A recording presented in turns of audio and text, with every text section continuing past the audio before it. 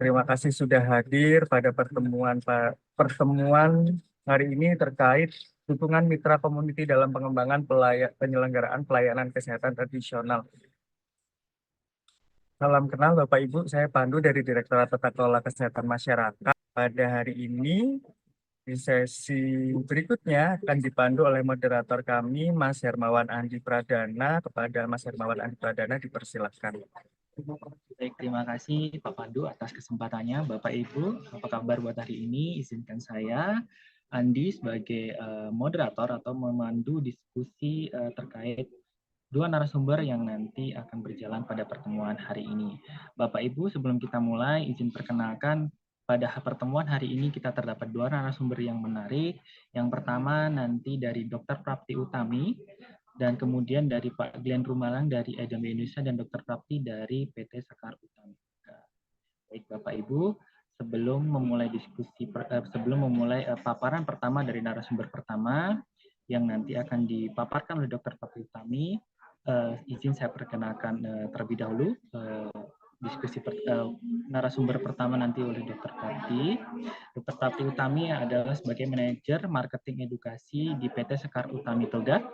Dr. Prapti ini selain dokter juga bergerak di bidang kesehatan tradisional di masyarakat, terutama di bidang toga. Ibu Prapti, apa kabar Ibu? Sudah bisa mendengar suara saya? Kabar baik, Mas Andi. Baik, Ibu.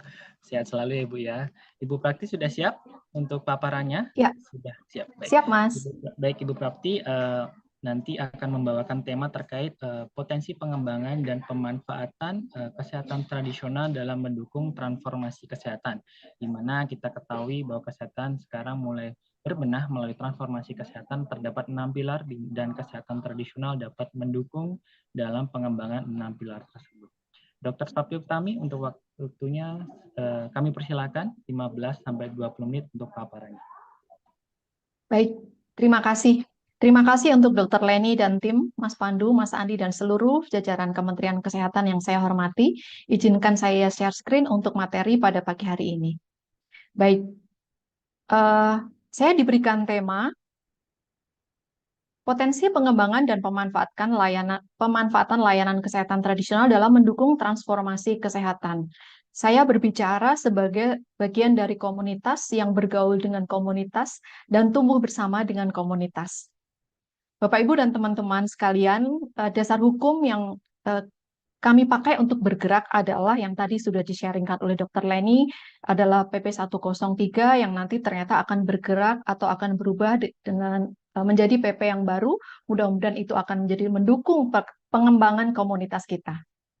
Dan body of knowledge dari kesehatan tradisional kami juga terapkan, yaitu body, mind, and soul, melalui apa yang kami kerjakan step by step-nya, yaitu melalui step dasar, yaitu dengan cara mengetahui sampai mengerti apa yang sedang dipelajari. Maka dalam hal ini adalah mengetahui tentang herbal. Langkah pertama untuk kita mau tahu adalah self-awareness, bagaimana kita terhadap atau mengenal diri sendiri. Kemudian ke wellness, kesehatan kita masing-masing. Kemudian berikutnya adalah bagaimana kita mengerti apa yang kita pikirkan di dalam tubuh kita, itu kita aplikasikan dengan mengenal sistem tubuh kita, penyakit dan herbalnya untuk diri sendiri. Ya, jadi ini adalah sesuatu yang sangat baik dikenalkan supaya kita aware sama diri sendiri dulu. Setelah itu, tidak mungkin kami melepas teman-teman yang sudah belajar, maka kami akan mendampingi bersama-sama dengan mereka yang mau belajar. Tidak ada yang kami paksa, kalau mereka tidak mau bergabung di komunitas, kami pun tidak memaksa. Jadi ini adalah seperti yang Mas Andi katakan dan Mas Pandu, itu adalah implementasi dari apa yang kita dapatkan, hal-hal yang sangat baik dari government dengan segala peraturan yang ada, kita menjadi jembatan atau kepanjangan tangan sampai kepada masyarakat. Adapun hal-hal yang kita lakukan adalah bagaimana kita setelah to know, mengerti, akhirnya to do.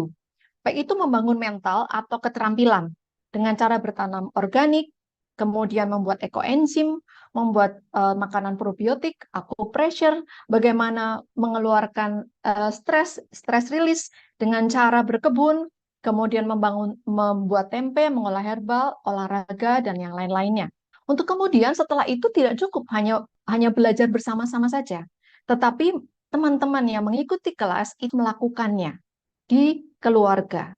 Oleh karena itu, mereka tidak hanya berhenti sampai bersama-sama melakukan, tetapi melakukannya sendiri. Akhirnya siklus itu berjalan. To know, to understand, mengerti, kemudian to do, sampai akhirnya praktek. Untuk apa sebenarnya yang kita sarankan kepada mereka? Untuk menjadi penyehat keluarga dengan menggunakan herbal dan keterampilan atau dalam hal ini adalah acupressure. Kemudian dia bisa meramu herbal atau menjadi kuliner sehat untuk keluarganya sendiri atau homemade seperti itu ya. Kemudian penyedia bahan baku herbal dan pangan sehat untuk keluarganya sendiri.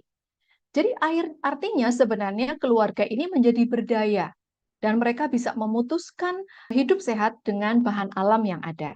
Jadi Bapak Ibu, sebenarnya kita mendorong di masyarakat terutama untuk menjadi keluarga sehat Indonesia sehingga kami membuat Healthy Family Roadmap atau peta jalan keluarga sehat untuk mempermudah teman-teman yang mau belajar untuk mengerti sebenarnya kita itu mau berjalan kemana. Sehingga kita membuat sebuah roadmap yang sangat mudah dimengerti oleh hampir semua teman-teman yang ada di kelas. Kalaupun tidak mengerti, mereka boleh bertanya lagi. Nah, goal yang kita tuju adalah bagaimana keluarga sehat Indonesia itu berdaulat, yaitu setiap anggota keluarga berani memutuskan untuk hidup sehat untuk dirinya sendiri dan anggota keluarganya. Step pertama yang tadi saya sudah sampaikan adalah self-awareness. Apa sih yang kita pelajari di sana? Kita mengenal peradangan tersamar. Kita seringkali mengabaikan nyeri perut yang datang seminggu sekali atau 2 kali, itu adalah merupakan peradangan beneran. Nah, tetapi bagaimana akhirnya ada formulir yang kita isi untuk kita boleh mengerti kita sebenarnya sudah masih peradangan tersamar atau peradangan betulan. Kemudian teman-teman juga mengisi formulir pohon kesehatan keluarga. Ini untuk aware terhadap keluarganya. Apa sih penyakit yang Bapak Ibu kita derita? Atau riwayat penyakit saya sendiri dulu, kalau sudah berkeluarga dengan pasangan, atau mengenali penyakit anak-anak yang sudah punya anak. Ini adalah bagian dari self-awareness untuk kita tahu sedang apa ini tubuh kita. Sehingga promotif dan preventif itu kita bisa aplikasikan di sana. Setelah tahu, mengerti, maka kita melakukan menuju wellness. Apa yang kita lakukan menuju kita sampai kesehatan? Yaitu kita membangun budaya hidup sehat. Jembatan keledai yang saya berikan adalah stop 5P. Di bawah ini ada ya, ada keterangannya. Yaitu stop semua pemanis, pengawet, pewarna, penyedap rasa sintetis, dan stop pangan dengan pestisida dan GMO. Otomatis kita mendorong teman-teman untuk berkebun. Mereka bersentuhan dengan alam, mereka bergaul dengan alam sehingga mereka hidup sehat. Kemudian yang kedua adalah mengenali 3J dan 1C. Mengenali jenis, jumlah, jadwal, dan cara mengolah herbal. Lalu yang ketiga adalah mengelola 5 keseimbangan. Aktivitas kerja, asupan makan dan minum, istirahat, rekreasi, sosialisasi, mengelola stres, dan olahraga. Ini sepertinya cuma template, tetapi kalau tidak didampingi, menguap begitu saja. Ya. Kemudian berikutnya adalah pendampingan, yaitu mendorong teman-teman untuk melakukannya. Action di rumah masing-masing. Latihan menjadi sebagai penyehat keluarga dengan herbal dan acupressure. Kami sangat terbantu sekali dengan buku-buku yang dikeluarkan oleh Kementerian Kesehatan. Sehingga itu bisa dipakai untuk orang-orang yang sadar. Kalau orang yang tidak sadar, buku yang sangat bagus itu tidak akan dipakai dengan baik. Dan yang kedua, membuat ramuan herbal dan makanan sehat untuk keluarga. Di kelas kami mengajarkan dan mendampingi bagaimana teman-teman itu mengaplikasikannya sampai mereka bisa membuat herbal sendiri. Karena satu kasus atau satu keluhan itu adalah bisa 10 herbal, bisa 10 treatment, karena masing-masing kita punya latar belakang yang berbeda. Kemudian yang ketiga adalah berkebun tanaman obat dan pangan sesuai kebutuhan masing-masing. Jadi banyak sekali teman-teman atau keluarga yang bertanya kepada saya, apa yang harus ditanam di rumah? Maka saya bertanya balik gitu, kira-kira kebutuhanmu apa? Saya akan berikan gambaran kalau misalnya untuk meningkatkan daya tahan tubuh bisa menanam sambiloto, ya pahit sih. Kemudian lidah buaya tidak hanya untuk menunggu kita terkena cipratan air atau minyak panas, tetapi itu juga bisa dikonsumsi untuk meningkatkan keragaman makanan. Sehingga ketika kita lebih banyak makanan yang beragam, maka bakteri baik yang ada di usus kita semakin beragam. Berikutnya adalah praktisi di dalam keluarga, menjadi penyehat, menjadi peramu, dan penyedia untuk keluarga sendiri. Sehingga teman-teman yang sudah menjadi praktisi, mereka ada hati. Bagaimana saya juga nantinya juga akan berbagi untuk keluarga yang lain, atau saudara, atau komunitas di kalangan mereka sendiri. Nah, ini adalah komunitas-komunitas yang kami pernah bertemu. Ini adalah di rumah singgah di Jogja, rumah singgah penyintas kanker. Mereka hanya bertemu sebentar dengan saya, hanya mengerti saja, hanya to know saja. Inilah komunitas di Kalimantan Barat. Saya pun juga bertemu-temu dengan ibu-ibu, mencari herbal yang ada di sana, mereka kenali. Jadi masyarakat itu sebenarnya sudah punya potensi yang sangat besar, tinggal disentuh saja. Maka itu akan kelihatan sekali asal dengan pendampingan. Ini adalah di Abe Pura. Mereka teman-teman di sana, gagan itu tumbuh di pantai. Jadi Abe Pura itu kan dekat dengan lumayan jauh sih, tetapi subur sekali tanah di sana. Nah, ini salah satu contoh tanaman obat yang mungkin Bapak Ibu ada di sekitar ya, seperti sambiloto. Ini adalah king of bitter dan ini sangat luar biasa. Dia sebagai antivirus yang bisa diaplikasikan langsung. Kalau zaman dulu ada cekokan, sampai sekarang pun juga masih ada. Kebetulan peserta di kelas kami itu ada tukang jamu yang memang diberdayakan dan dia mau belajar. Sehingga mereka mau bagaimana sih tahu tidak hanya sekedar membuat jamu saja. Nah, kemudian ini adalah sirih merah dan banyak sekali tanaman obat yang sangat beragam di sekitar kita. Kita tidak perlu mencari tanaman yang tidak ada, tetapi yang ada pun juga belum tentu kita bisa pelajari. Nah, ini 3J1C Bapak Ibu dan teman-teman. Tentu sebelum kita membuat rempah-rempah atau membuat ramuan, kita mesti tetapkan tujuannya untuk apa. Seperti tadi yang ditekankan, promotif dan preventif, otomatis meningkatkan daya tahan tubuh. Tidak perlu minum setiap hari. Saya biasanya menganjurkan seminggu 5 hari saja atau 2 hari sekali untuk memberikan kesempatan tubuh kita itu membangun imunitas kita sendiri. Mengenalkan jamu kepada pelajar dan masyarakat. Masyarakat itu kan luas sekali ya. Ini adalah saya mengenalkan lidah buaya kepada anak-anak SD. Mereka lihat tanaman lidah buayanya, tidak semua lidah buaya bisa dimakan, kita mesti mengenali bagaimana mengupasnya, bagaimana mengolahnya, demikian. Tapi ini hanya sesaat saja ya, hanya sehari selesai. Demikian juga komunitas ibu-ibu, saya mengenalkan temulawak, ada yang memang belum tahu temulawak, Bapak Ibu dan teman-teman. Sehingga perlu, apa bedanya temulawak dan kunyit? Itu kita mengenal jenisnya. Kemudian jumlahnya, ini keragaman, ada yang masih belum tahu daun kelor dengan daun yang lain, atau daun mimba dengan daun yang mirip-mirip, seperti itu ya. Kita mesti detail, tetapi tidak perlu khawatir. Karena memang yang kita kenalkan adalah hal-hal yang sangat dekat dengan kita, gitu ya. Dan jumlahnya, seberapa banyak sih jumlahnya? Satu genggam, satu jumput, dan sebagainya. Kemudian jadwalnya, jadwal minumnya. Herbal dianjurkan diminum ketika perut kosong, tetapi kalau ada masalah, setelah makan tidak masalah. Gitu ya, perlahan-lahan. Kemudian bagaimana cara mengolah dan memanfaatkannya. Jangan sampai sudah tahu jenisnya, tahu jumlahnya, tahu jadwalnya, cara mengolahnya, salah cara memanfaatkannya. Harusnya untuk keramas, tetapi ternyata diminum, ya nggak sampai. Sampai sih, tetapi lama, seperti itu ya. Jadi ada titik-titik kritis di mana itu harus disampaikan kepada masyarakat. Ini lebih lama lagi karena praktek. Ini adalah di Rusunawa Albolestari bersama Yayasan Indonesian Care. Yang pertama adalah Tuno. Saya memberitahu. Ini adalah komunitas keluarga yang memiliki keluarga yang TB paru. Karena TB itu kan harus minum antibiotik minimal 6 bulan.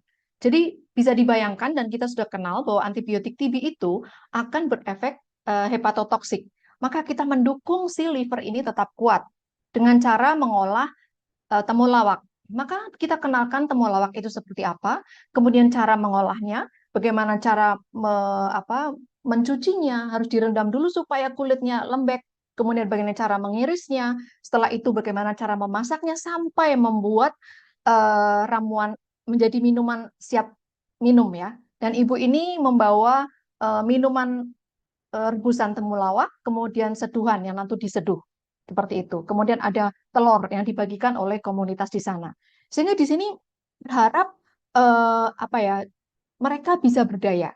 Setelah itu kita serahkan kepada yayasan karena memang waktu itu kami datang hanya sehari dan paling kami memantau pendampingan yang mereka lakukan. Nah, kalau yang ini adalah di Rusun Marunda bersama dengan yayasan yang sama. Kami mendampingi mereka kira-kira selama 6 bulan sehingga mereka bisa betul-betul berdaya. Ini adalah pertama kali kita to know dan understand. Kalau yang ini tidak hanya sekedar tentang jenis herbalnya, kemudian tetapi jenis herbalnya atau jumlah atau tadi ya, tetapi kita memberikan literasi finansialnya. Karena memang tujuan mereka adalah keluarga berdaya sampai ke perekonomian. Mereka dikenalkan bagaimana memilih kencur. Kencur itu akan bagus matang kalau usianya 8 bulan. Sehingga tentu kita tidak mengajarkan harus motekin kencur di pasar ya, tetapi mereka apa namanya mengerti kencur yang matang itu seperti apa. Ya seperti ketika dipotek itu keluarkan air seperti susu. Kebanyakan kita kalau melihat di pasar kita bisa lihat kencur yang masih muda itu dilalap oke. Tapi kalau mau dibuat jamu itu sayang sekali. Kemudian bagaimana akhirnya dibersihkan, air yang mengalir, kemudian ditiriskan, diiris-iris, ditimbang, kemudian bagaimana cara memasak sampai menjadi instan kencur. Tentu dengan perbandingan gula yang sama. Jadi ketika kita minum kencur yang kita ajarkan di sini, kemudian minum kencur yang di luar sana beda sekali. Karena gula yang dipakai kebanyakan di luar sana tinggi sekali. Ironis sekali ketika gula menjadi zat pro radang, sementara kencur adalah anti radang seperti itu. Nah, kemudian mereka kemas-kemas, lalu mereka jual. Nah, merek ini adalah Jamari, jamu Rusun Marunda asli. Ini adalah kami dorong mereka membuat apa ya namanya merek sendiri sesuai dengan apa yang mereka miliki. Jadi mereka merasakan ownership ya, merasa memiliki. Di sana seminggu sekali ada pameran setiap Selasa malam. Mereka jualan seperti itu. Tetapi pesan kami, mereka harus menikmati, harus minum dulu. Jangan sampai mereka menjual tapi mereka tidak sehat. Ini adalah pendampingan yang terus dilakukan waktu itu bersama dengan teman-teman di yayasan. Nah, bagaimana dengan setelah itu COVID gitu ya? Sebelum COVID pun kami pun juga sudah melakukan kelas online. Kelas ini juga preventif, promotif dan memiliki siklus hidup juga. Karena memang dasar kami adalah dasar yang ada di Kemenkes. Yaitu pertama kali kita memberikan kelas dasar, itu belajar tentang 10 jenis tanaman yang khasiatnya bermanfaat untuk mengatasi keluhan ringan dan pemeliharaan kesehatan individu dalam keluarga yang ada di dapur. Jadi tidak jauh-jauh carinya. Bagaimana kekuatan jahe itu bagus sekali untuk infeksi atau gangguan pernafasan. Bagaimana kekuatan kunyit itu meningkatkan daya tahan tubuh, walaupun dengan manfaat yang sangat banyak ya, anti kanker lah, untuk GERD lah, untuk macam-macam. Nah, kemudian untuk anak-anak, bagaimana cara membuat resep untuk anak-anak. Kemudian untuk remaja, bagaimana menuntaskan jerawat tanpa stres, walaupun yang ikut nggak hanya remaja, karena banyak sekali kasus-kasus yang ternyata hormon imbalance yang diderita oleh orang tua. Kemudian acupressure untuk sehari-hari. Ini kebetulan memang dokter ini Yudi Pratiwi yang pensiunan Kementerian Kesehatan, beliau juga memiliki keahlian acupressure, kami minta beliau mengajarkan. Saya tidak sendirian, jadi kita ada tim. Kemudian untuk lansia juga demikian, kami melibatkan nutrisionis, dan yang kemarin adalah bagaimana akhirnya 3 generasi kami bersama-sama. Ada Mas Pandu, ada Prof. Mangestoti, kami terdiri dari 3 generasi. Bagaimana seorang Prof. Mangestoti sebagai seorang lansia memberikan edukasi juga kepada yang muda, gitu ya, yang generasi berikutnya. Bagaimana saya juga sharing kepada teman-teman yang mungkin pramenopause atau menjelang menopause, pramenopause atau sudah menopause, itu usia-usia itu. Kemudian Mas Pandu sebagai seorang pemuda, sebagai generasi yang berikutnya berbicara untuk mereka. Jadi ini adalah sebuah harmonisasi antar kami, antar kita, komunitas yang bergerak di bidang pelayanan kesehatan tradisional dengan asuhan mandiri. Modalnya sudah ada di dapur. Kemudian setelah itu, yang bergerak lagi siapa? Yang bergerak adalah teman-teman yang mengikuti kelas kami. Misalnya ada Bu Ita. Bu Ita adalah seorang peramu jamu sebelum masuk kelas. Nah, dia suka sekali membuat jamu. Tentu kami sangat bersyukur karena tadi saya mengatakan bahwa potensi di masyarakat itu sangat kuat. Tinggal disentuh saja mereka akan bangkit. Kemudian ada Mbak Rena. Mbak Rena ini adalah penyintas autoimun. Dia 7 autoimun, kemudian dia multi alergi. Masuk ke toko cat saja sudah shock, harus masuk ICU, tetapi dia berdaya. Ya, kemudian ada Bu Sari juga penyintas autoimun yang mengajarkan bagaimana membuat tempe. Ada ekoenzim buat ekoenzim, kemudian ada juga perawatan luka diabetes menggunakan tanaman obat. Inilah seorang profesional, seorang perawat yang betul-betul sudah meneliti tanaman obat sehingga menjadi produk dan untuk merawat luka pada diabetes. Kemudian bagaimana seminar solusi diabetes Kembali Sehat, kemudian ada Pasar Sehat di Salatiga. Ini adalah anggota kami yang menyelenggarakan bersama dengan komunitas Salatiga, yaitu Mbak Maya namanya, dan dia memiliki passion untuk mengajar di masyarakat dari kota ke kota. Jadi gerakan ini adalah gerakan dari hati, gerakan dari setiap keluarga untuk boleh bersama-sama memajukan kesehatan tradisional dan mempengaruhi banyak orang. Transformasi kesehatan. Transformasi itu kan perubahan. Dari yang sakit menjadi gak sakit menjadi sehat. Dari yang tidak sakit menjadi sakit. Contohnya kalau saya mengatakan dari yang tidak sakit menjadi sakit adalah pada gangguan neuropati diabetika. Pada neuropati diabetika itu orang tidak terasa di kakinya, menjadi terasa kembali. Ketika digigit semut menjadi terasa. Tadinya mau digigit tikus kayak dikena batu kayak berdarah, bahkan ketusuk paku pun tidak terasa. Nah, bagaimana akhirnya kesehatan tradisional ini betul-betul bisa memberikan transformasi kesehatan kepada masyarakat dan keluarga yang terus berdaya untuk mempengaruhi keluarga yang lain. Nah, ini adalah karya keluarga teman-teman kami. Jadi ini adalah di Pekanbaru, karya keluarga dari Mbak Oci namanya. Dia karena sudah merasakan sendiri di dalam keluarganya, dia merasakan kesehatan yang dia buat, maka dia berbagi kepada teman-temannya. Kemudian berikutnya adalah Mbak Della juga. Jadi dia juga ada di Pekanbaru. Bagaimana dia juga akhirnya kembali ke fitrahnya, gitu ya. Kalau dia mengatakan bahwa sekarang keluarganya dia menjadi berdaya, yang akhirnya juga mempengaruhi keluarga yang lain. Ini adalah karya dari Mas Zaki namanya. Mas Zaki bersama temannya Mbak Intan itu adalah anak-anak muda yang memberdayakan tukang jamu. Jadi ada teman saya mengatakan dia sudah survei kepada banyak tukang jamu, ternyata mereka tidak on the track gitu ya. Entah itu mereka beras kencur, memakai tepung beras, bukan beras yang direndam, dan sebagainya. Ternyata ada bagian dari yang tidak bisa kami kerjakan, yaitu dia menghimpun tukang jamu. Tukang jamu sekarang nggak pakai sepeda, tapi pakai motor. Nah, kemudian dia juga survei ke daerah untuk mengambil bahan-bahan baku di sana yang asli, kemudian mereka olah. Mereka mengajarkan bagaimana, bahkan mereka belajar dulu, dan tentunya mereka juga harus praktek dirinya sendiri ya.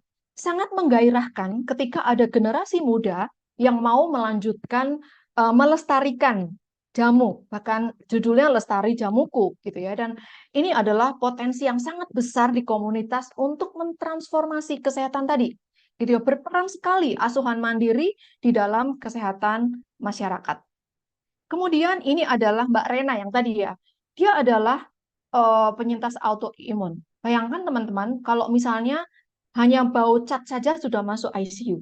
Ya, perjalanan bersama autoimun itu hanya sepenggal gitu ya. Nah, ternyata dia itu sangat rajin mengolah rempah-rempah untuk dirinya sendiri, bahkan akhirnya menjadi konsultan bagi teman-temannya gitu ya. Jadi sangat menarik, dan bahkan inilah yang energi yang menolong saya terutama secara pribadi memiliki teman-teman yang memiliki semangat untuk memajukan jamu sehingga transformasi ini betul-betul menolong dia dari yang depresi berat akhirnya menjadi berdaya, dan sekarang dia memberdayakan orang lain.